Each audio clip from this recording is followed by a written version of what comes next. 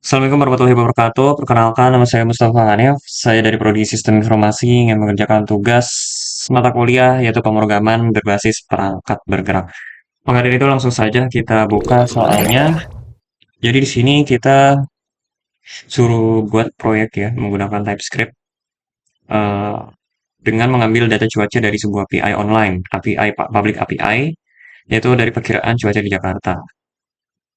Oke, buatlah tampilan aplikasi sederhana dengan ketentuan ini.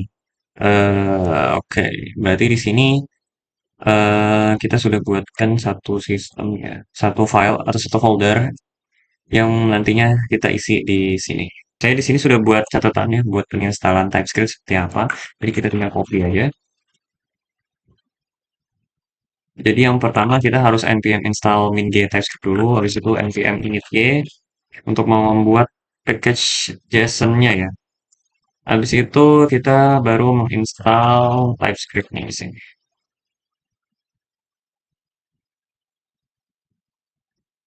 Kayak di sini sudah ada ya. Pada itu kita buat satu folder di bagian di sini ya. Nah, itu list yang pertama, terus juga src.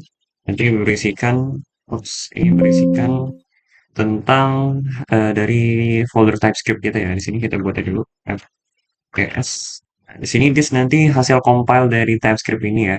Terus juga kita buat mungkin di luar folder src ya. Di sini kita buat satu file yang namanya index.html. Terus juga kita buat stylenya juga ya, CSS. Ya, karena ini kita menampilkan hanya dari atribut kolom field aja ya, time dan temperature to m. Dan juga kita membuat desain sederhana, maka dari itu kita buatnya ya memakai index HTML dan juga CSS saja. Oke, di sini kita harus menginstal juga ya, npm install light server untuk eh, menjalankan aplikasi kita di dalam localhost port 3000. Karena defaultnya 3000 bisa langsung. Oke, ini sudah ya, sudah kita install juga. Artinya kita langsung npm run dev ya. Oke, npm run source. Oke, ini sudah jalan ya. Cuman kita harus ganti mainnya menjadi HTML. Dan juga untuk yang tsconfig sih kita harus nyalain ya. Rootbeer-nya kemana, terus juga src-nya kemana gitu. Oke, di sini sudah. Coba kita buat di HTML ya dengan tab 1 testing. Apakah muncul? Oke, sudah muncul ya berarti ya testing.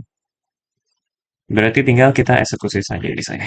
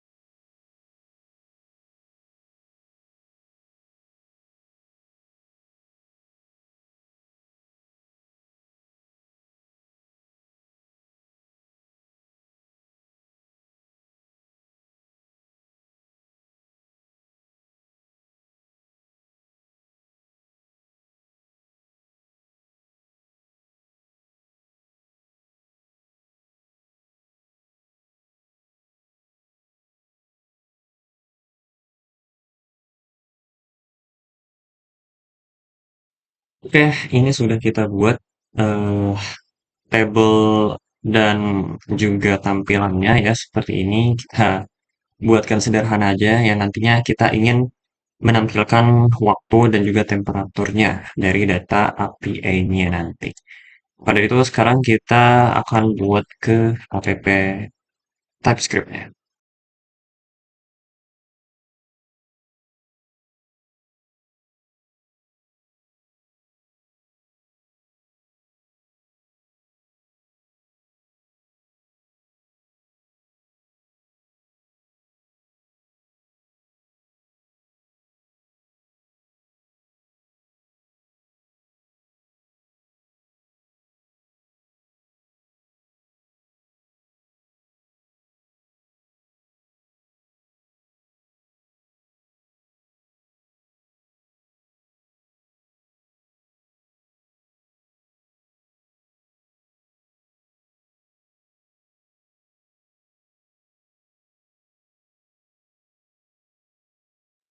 Oke, di sini sudah keluar ya.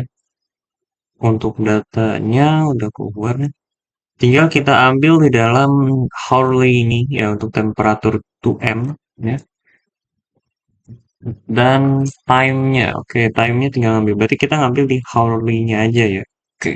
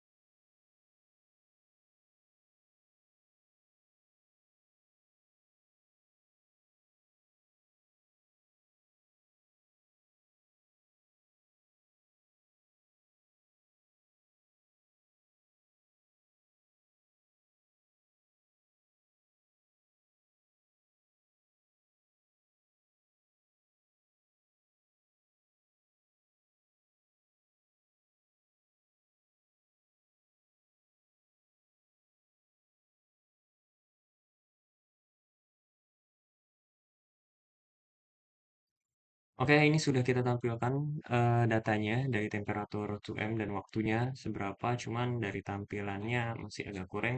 Maka dari itu kita rombak dari tampilannya.